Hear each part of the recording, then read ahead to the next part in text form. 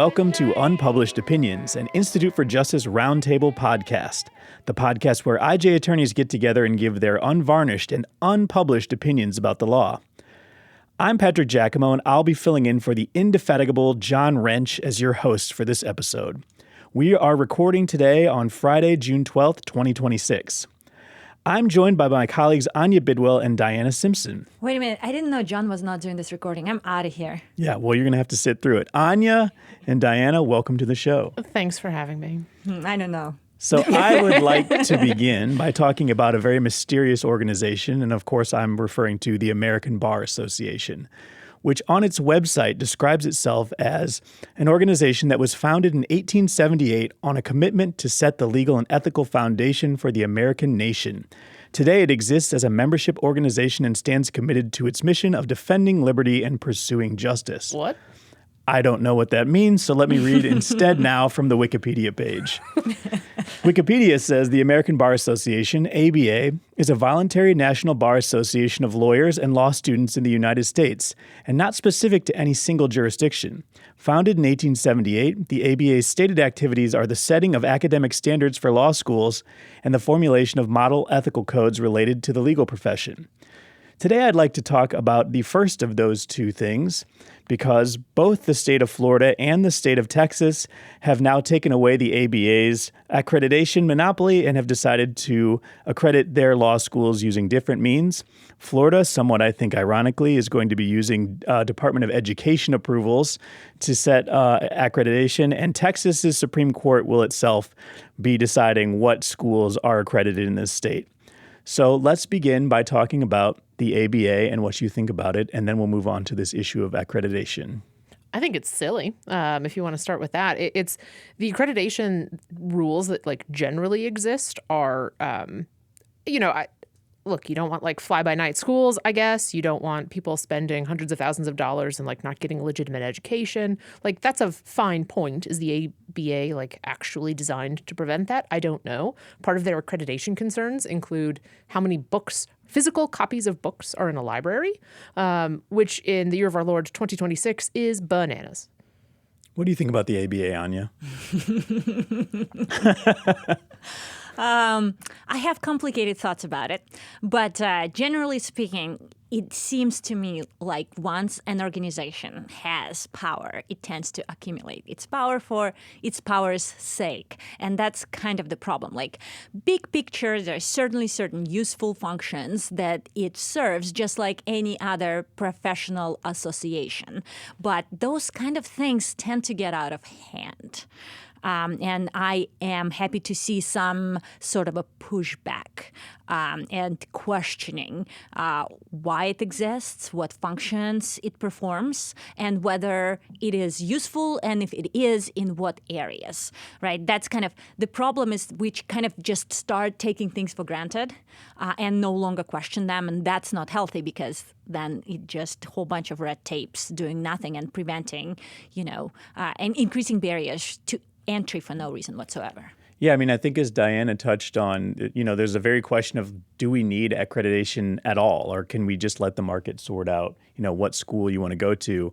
I think there are good arguments for and against that. But the thing about the ABA has been, and for most listeners who might not know this, the American Bar Association is this private organization. It's not the licensing body for lawyers. Lawyers are licensed by states and state bars. The ABA is not one of those. And so, every so often there will be some sort of online kerfuffle, and a bunch of people will be tagging the ABA asking for someone to be disbarred or something like that. And I think, that's of course kind of silly to they know people. To lawyers. Yeah, they know people. But it's like when SCOTUS blog gets tagged for by randos on X when the Supreme Court comes out with a particular decision they disagree with. Yes, and who knows, maybe some justices are on there watching the SCOTUS blog and they'll see that tag. But I think the ABA has actually gotten away with a lot, because a lot of folks assume that it is sort of this formal body that is, not only accrediting law schools and, deciding whether judges are, in their opinion, prepared to be judges, but all these other things that sort of have come along with it. And nobody has disentangled that. But I think, of course, the problem with the ABA is that it's become a political organization, or at least that's the perception. And that's, of course, what's behind Texas and Florida moving away from it being an accrediting body. What do you think about the ABA in terms of, the politics that it's engaged in and what impact that's had on these things?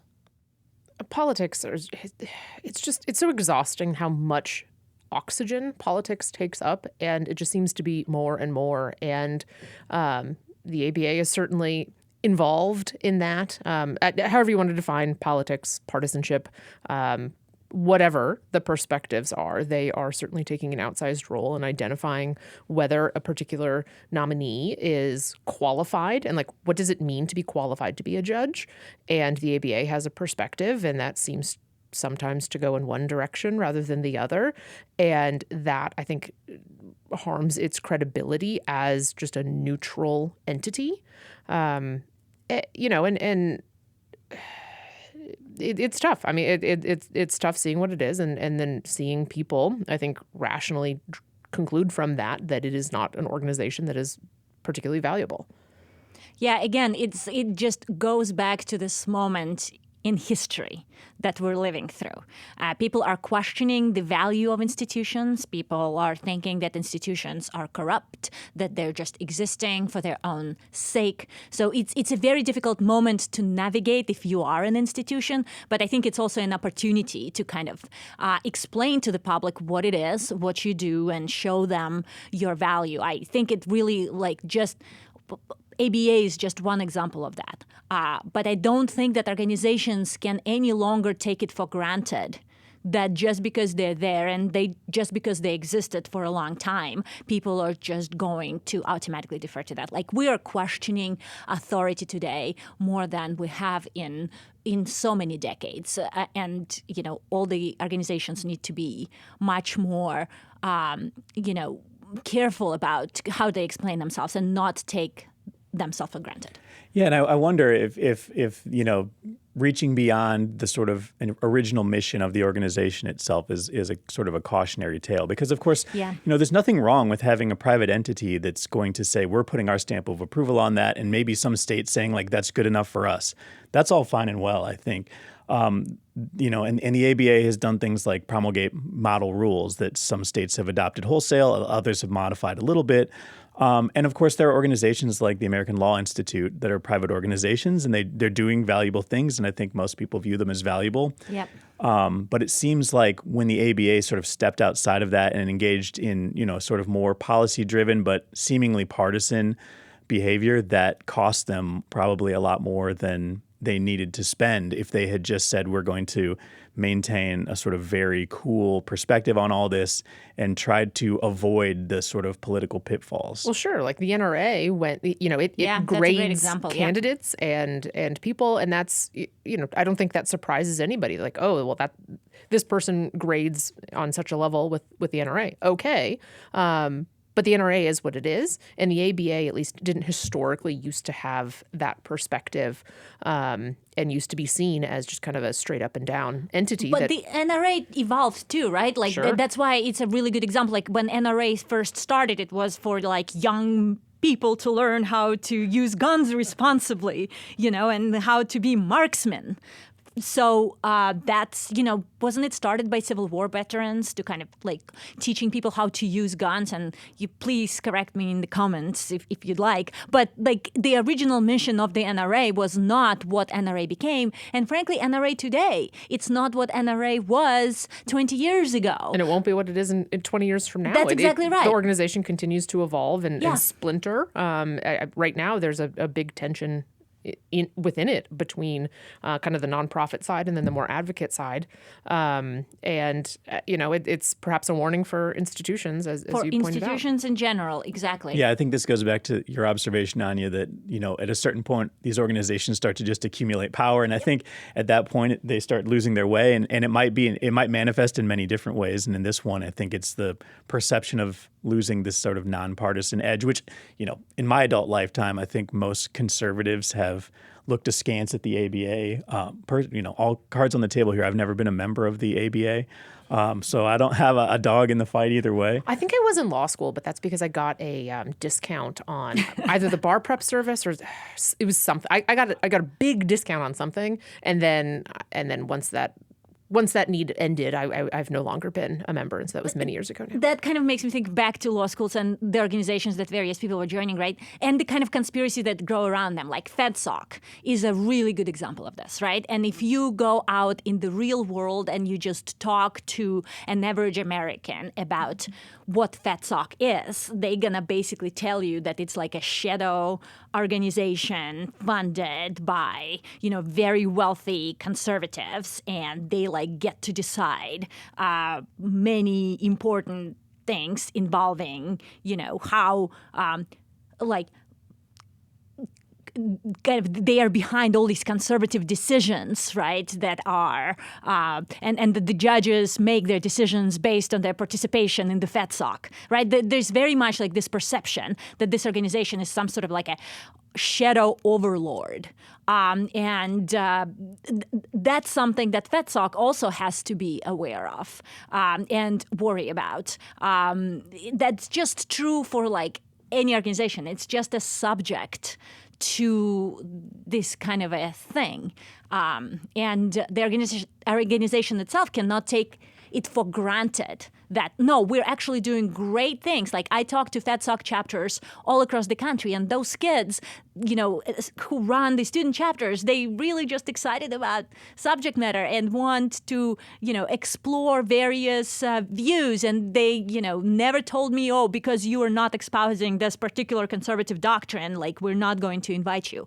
But that's experience that I have personally working with them. But that's not the reputation that FedSoc has among an average American. And the same with the ABA and the reputation that it is now acquiring. You just kind of have to worry about that. And then you have to think like, well, we don't care about this reputation because this is not what we do. But with ABA, actually, they do care. Well, one of the things I find frustrating about the kind of law school angle of the ABA is that, ostensibly, accreditation is supposed to protect the public from bad attorneys and perhaps have a role in protecting students from going to fly-by-night schools or whatever.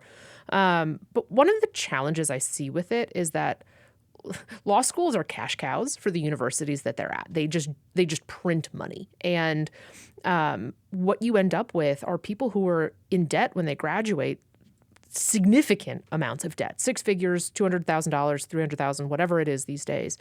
And they go out and they have to make a lot of money in order to pay back that debt. And at the same time, you have this access to justice problem where lots of people could use the help of a lawyer and can't afford it because they're charging $500 an hour, $700 an hour, whatever. And so to me, it seems that the ABA is just increasing those costs by these accreditation requirements that, the ridiculous example I gave earlier of having like a physical library on site instead of just universal access to Westlaw, like most lawyers end up using, right?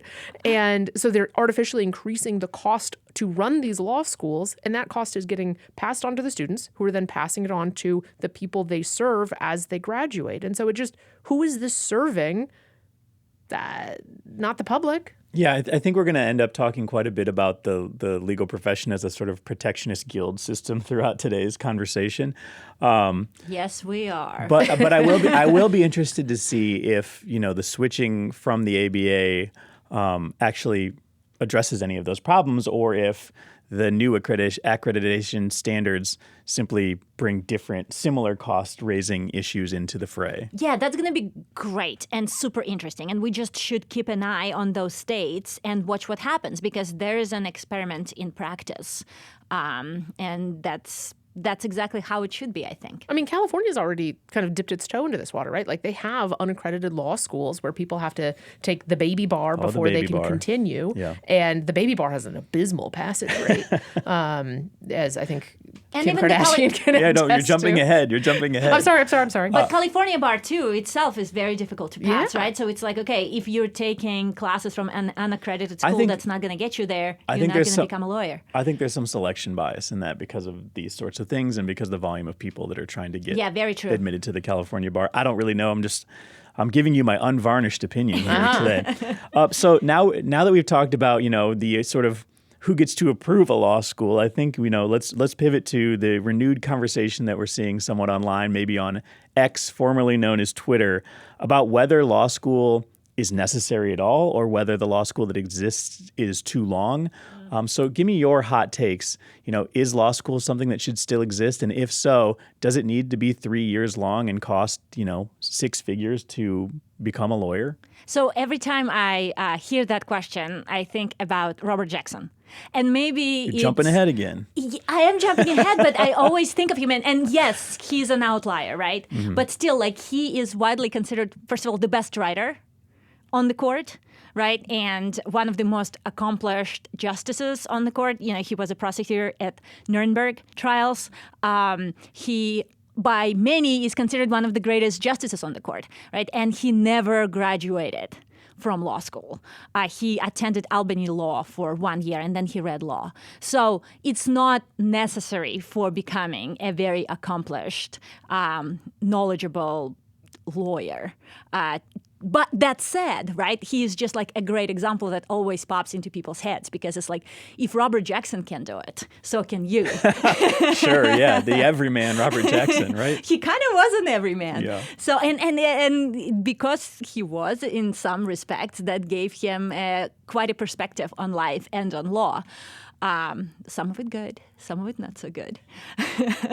But yes, so clearly there are examples of people being extremely successful.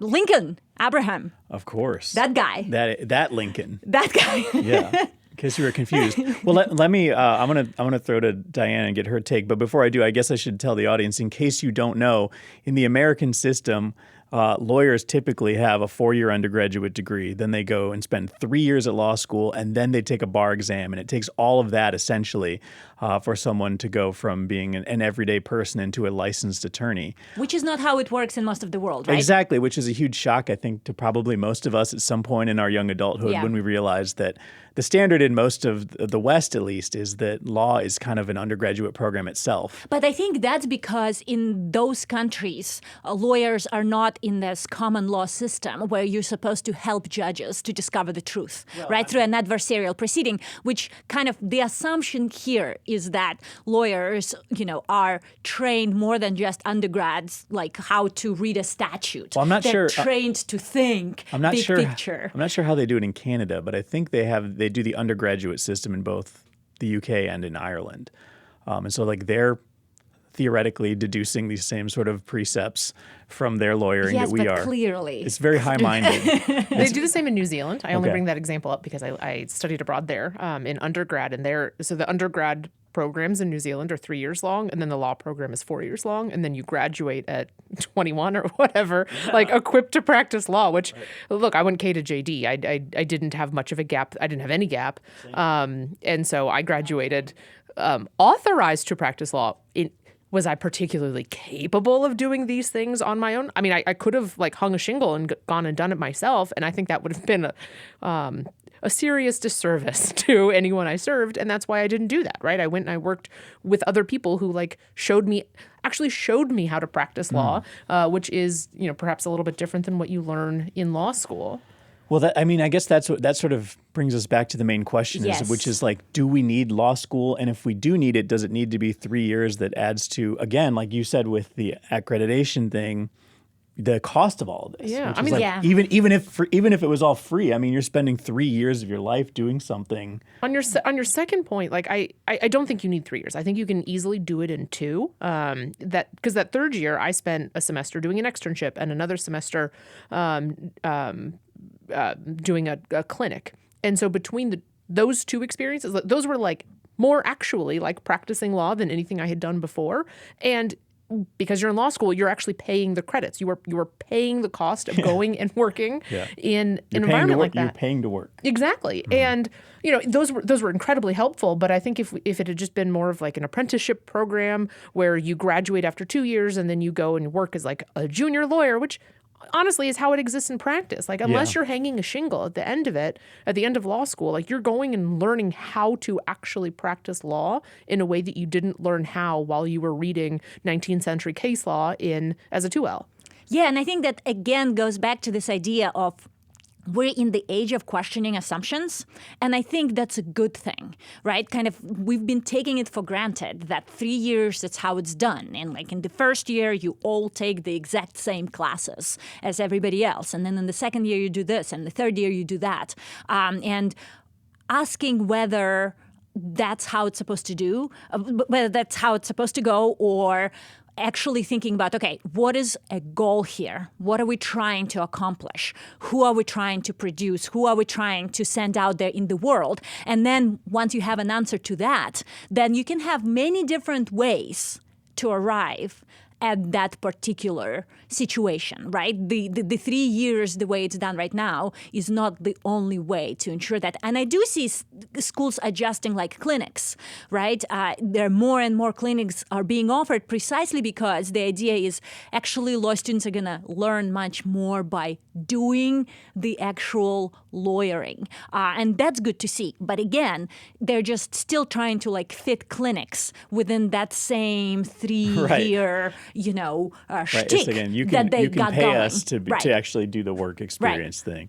Unless you go to Yale, which is like long questioned, kind of the typical model, right? Because they don't require anyone to take property law, which is also bananas. Yeah, because well, property is the foundation of everything. I was actually going to say, I mean, one of my observations is that there does seem to be an inverse relationship between the ranking of a law school and how willing it is to actually teach you the nitty-gritty of how to be a lawyer. Like it is in like the upper echelon of law schools, it's almost like it's treated as like a faux pas that you would actually learn like how to write a complaint or I think it's because they're kind of not actually expecting Yale kids to go be trial lawyers. Well, I think they're just not. They're thinking they're going to be professors, right? And it might be going back judges, to your observation about the way that law in America might be viewed versus elsewhere, where it's all this high-minded stuff where it's like we're teaching you how to think. Exactly. We're not teaching you how to actually be a lawyer. Yeah. And if that's actually true, then it's like, did I learn how to think enough in the first 4 years of my collegiate education? Do I need another 3? And that gets me to thinking about AI and what that's going to do with the whole 3 years system that we have and what it actually means to think like a lawyer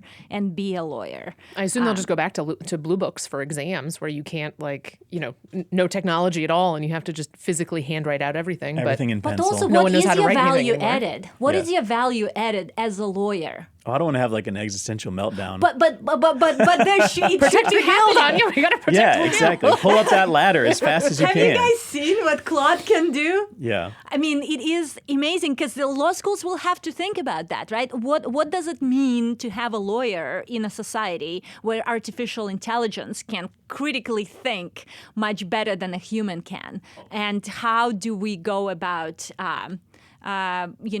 moving forward? But also, I mean, I think you can use AI positively, right? I mean, 100%. There are plenty of people who, again, don't have access to justice and like can't go hire an attorney to write a will for them, but they can go ask ChatGPT to draft up something and like, is it going to have errors? Right now, probably. In a few years, I don't know. And so I think there are certainly some areas of the law that are going to be threatened by AI. I think that standing up and arguing in front of a dinosaur judge is not one of them. We can license our way out of this. Maybe like the basic stuff of lawyering, like that, like what do you want to focus on more in the age of AI? The nitty-gritty of lawyering or the Yale model of like making somebody a big thinker? Well, I've been equal parts impressed and disappointed by all of the different AIs that I've used, but what do you think the answer to that question is? I don't know. That's you're just throwing it. I'm supposed to be asking the questions. You're supposed to be answering them. Because on the one hand, the nitty-gritty of lawyering is something that AI will be able to do extremely well in the next 5 years. And do you think it understands the rule against perpetuities? Does anyone at Yale? Well, certainly not at Yale. So 21 plus life of being. So I guess what we're learning here is whether it's robotic or actual in the flesh lawyering. There's a lot of different ways to get from point A being your problem to point B being your solution, and many of them are good and many of them are bad, both in the AI space and in the real human space. So let's talk a little bit more about alternatives to law school and like You talked a little bit about Robert Jackson, but can you explain like what that alternative to law school was for him? Yes, he basically read law with a law firm, essentially working as an apprentice, right, and doing actual law work, and then taking the bar and moving on. And one of the problems with most of the states is that you have to have a law degree before you take the bar, right? That didn't used to be the case. So used to be that as long as you could take the bar, it didn't matter where you came from. And frankly, that makes sense. Yeah, so actually, since Diana brought it up earlier, California has what's called the Law Office Study Program. Yeah, way to go, California. That's a 4-year apprenticeship program that Kim Kardashian engaged in, and so I take it back. Yeah, can you tell us a little bit about Kim Kardashian's journey on? You know what? I will give her props because she has used her success and fame to help other people. And like honestly, what else can you ask for somebody to do? She was instrumental in the First Step Act, which I think was a massive success for society and like just a good thing to do. I'm not like I do like some reality TV. I don't watch hers. So that aside, she hasn't been able to pass the baby bar. And so like that's the first step that you have to take to be able to keep going in your studies and then eventually take the normal bar. And she hasn't been able to pass it. And I think she said she's not she's kind of putting that on ice and she's not going to pursue it anymore. And I think there's at least some harm in that because to the extent that you have people who can go out and help others with their life experience that may be unique or rare or of a different perspective than somebody else's, I think that's valuable. That being said, you need some level of knowledge to be able to do it and like the nitty-gritty of practicing law that she apparently hasn't been able to demonstrate. Although I don't know. I don't know what the baby bar actually looks like. I mean, that kind of goes to the question of how are we designing bar exams and what it is that we're looking for. So I love Kathleen Sullivan, right? She is a highly accomplished lawyer who was a dean of Stanford Law School.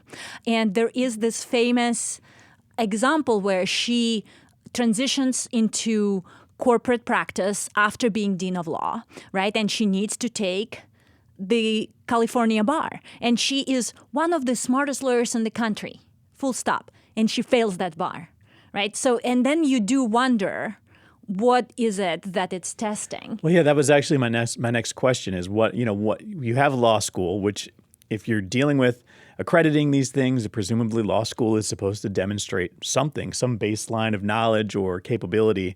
But then on top of that, you now have the bar exam too, which I think is the question you're asking, Anya, is what is the bar exam demonstrating to us? And so what do we think about that? Because you also do hear like this, oh my God, did you know that what's her name? Kamala Harris failed her bar, or like Michelle Obama failed her bar, or Robert Kennedy, our attorney general, back in, when JFK was president, like he failed the bar. Like, and then folks who are kind of outside of the legal community, they're like, oh my God, shame, shame, shame, right? But I am not sure. It's a specific skill set and it asks a specific type of picayune knowledge at a particular point in your life. And so it doesn't surprise me that someone like Kathleen Sullivan, who is very, very smart, would have without having studied every single day for 2 hours to memorize intricate details, wouldn't remember it. I tell this story about my example of the bar, my experience with the bar, because it just, I think, is a ridiculous aspect of it. But I was evaluating like which places I wanted to keep studying kind of a couple of weeks before the bar. And I was maxed out, as everybody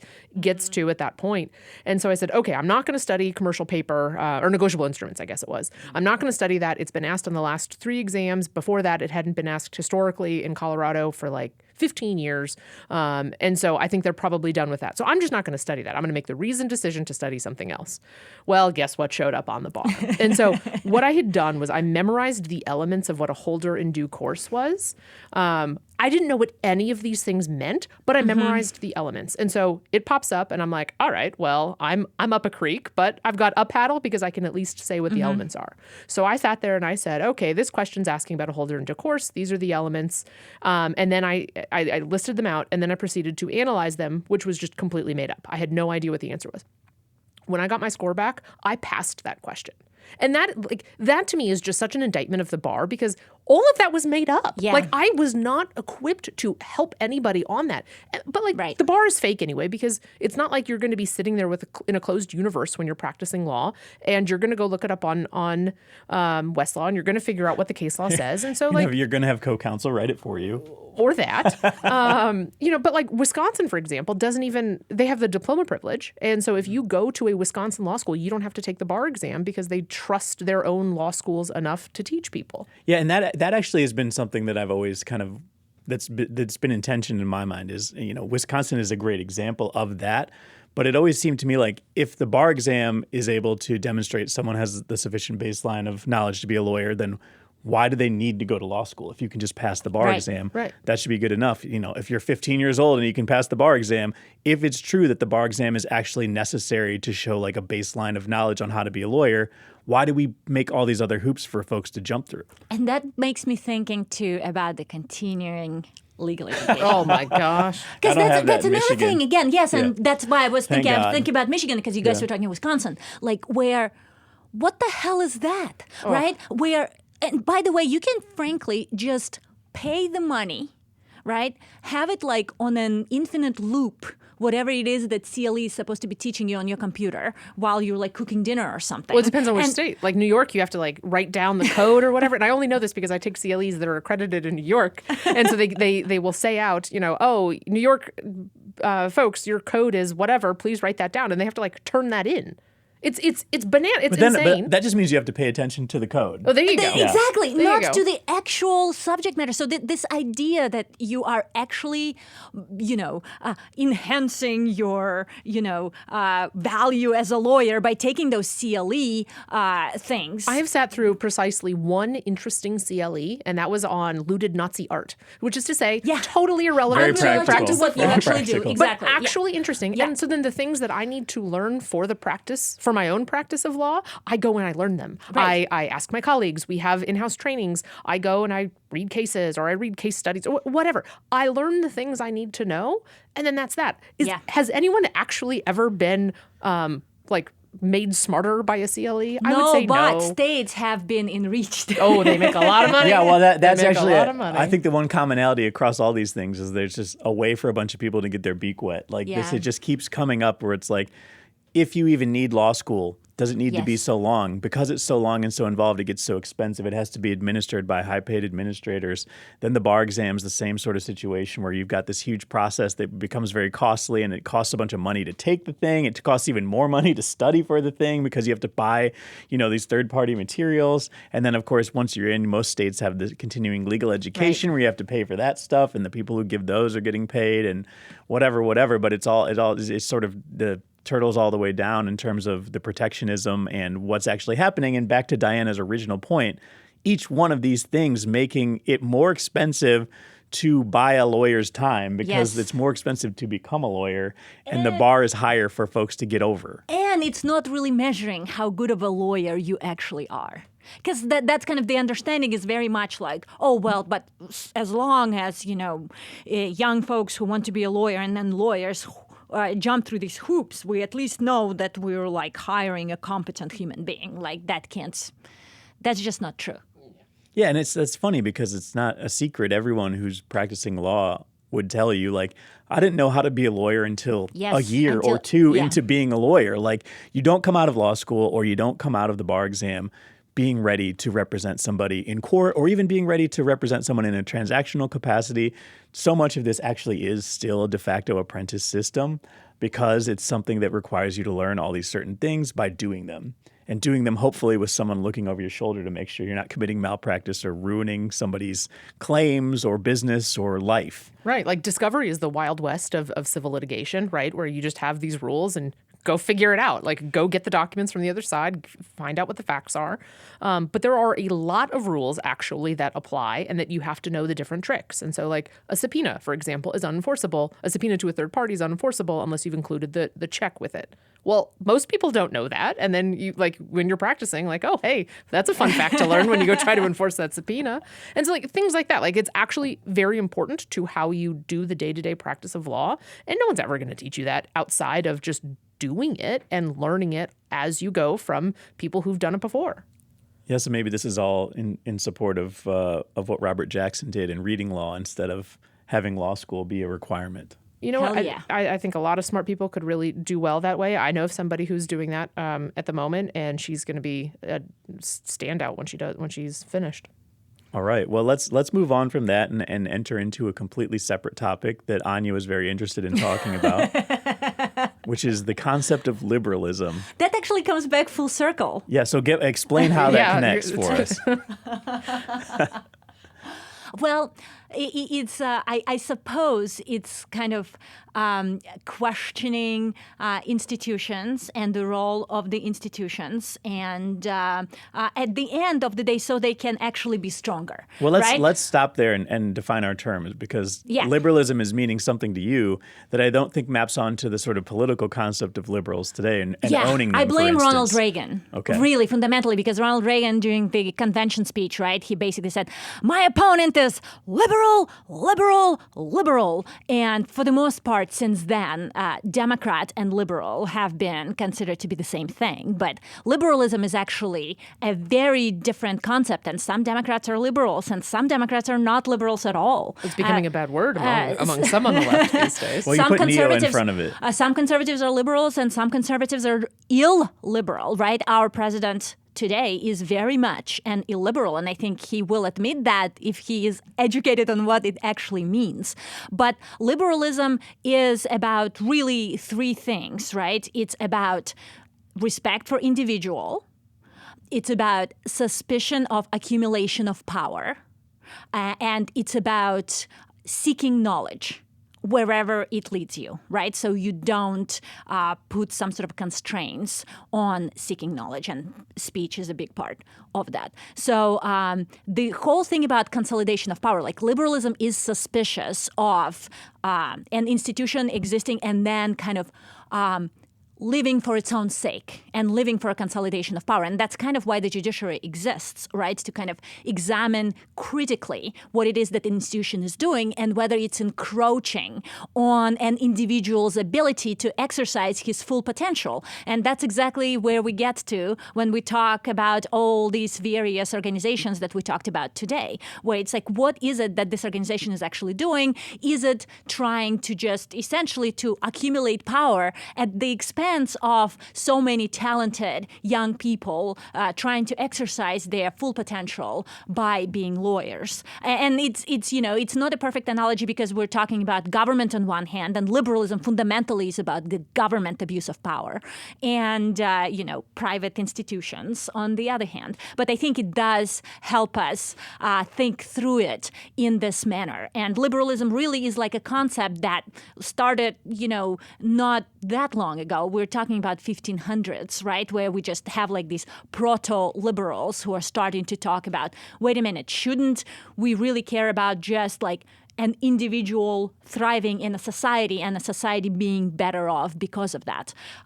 So that's a relatively new development, but it's not as new as, Democrats being considered liberals and like having like that being a synonym for a Democratic Party. Well, it's interesting because we did talk about all these private organizations, but sort of the main problem that they raise is that they've intermingled their power with government power, Yes. which is that it's not the problem. If the ABA is just saying, yes, this is a good law school or it's a bad law school, that's one thing. But if a state is just saying, we're outsourcing our use of power to this organization, then it becomes a much more complicated picture. That's exactly right. The best thing to do if you are a private company, right, is to somehow hug the government and take advantage of all the various special privileges that the government has. So as you've described liberalism, it seems to overlap quite a bit with what some people interpret lowercase l libertarianism to be.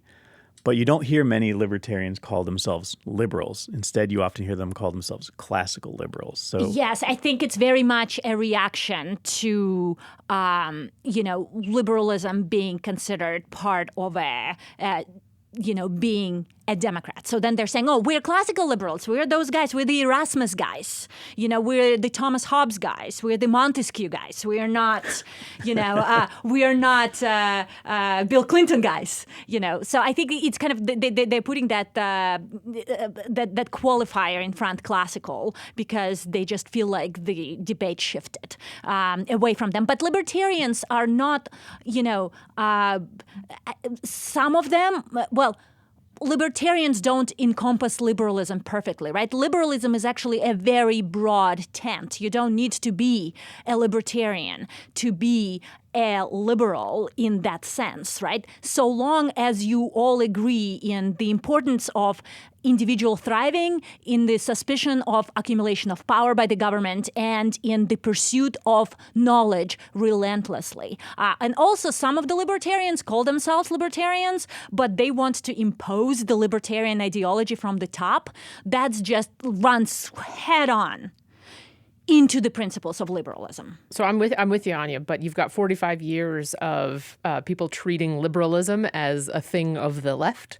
So we have a lot of work to undo, I suppose. And then you also have, with the libertarians, men in diapers on stage. So really, I think our political moment is just a difficult one. But I think that political moment actually provides us with an opportunity, right? Because we can see what illiberalism looks like. Absolutely. And I think a lot of folks on the right and on the left say we do not like that. Although some folks on the left are actually saying, no, we want our own version of illiberalism. So maybe this is a moment for us to kind of really understand that it's not about a party. It's very much about, what it is that you believe in. Let's make that clear. And then let's, unite based on that. Instead of a race to the bottom, let's unite around respect for each other. And that sounds great. Where do I sign up? Yeah. Where do we sign up, Anya? Yeah, that's the problem with liberalism, isn't it? Wait. IJ.org. Yes, there you go. That's right. Go to IJ.org and fine. sign up, and we'll continue the conversation. Anya and Diana, thank you both for being on the show.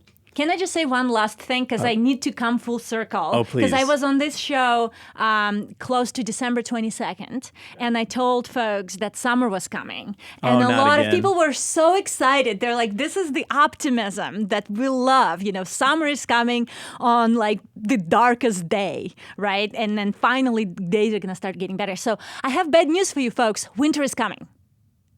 June 22nd is when days are going to start getting shorter. Well, I just would remind you what happened to Ned Stark after he said that in the Game of Thrones. So on that dreary note... Each season of life we should enjoy. That's true. I agree. What happened to the dreary note? I've allowed Diana to bring us optimism. back to a positive note. We should enjoy where we are. Thank you both for being here. To our listeners, I hope you enjoyed our conversation. Be sure to tune into the next episode. Until then, that's just like your unpublished opinion, man. Do like a gentleman.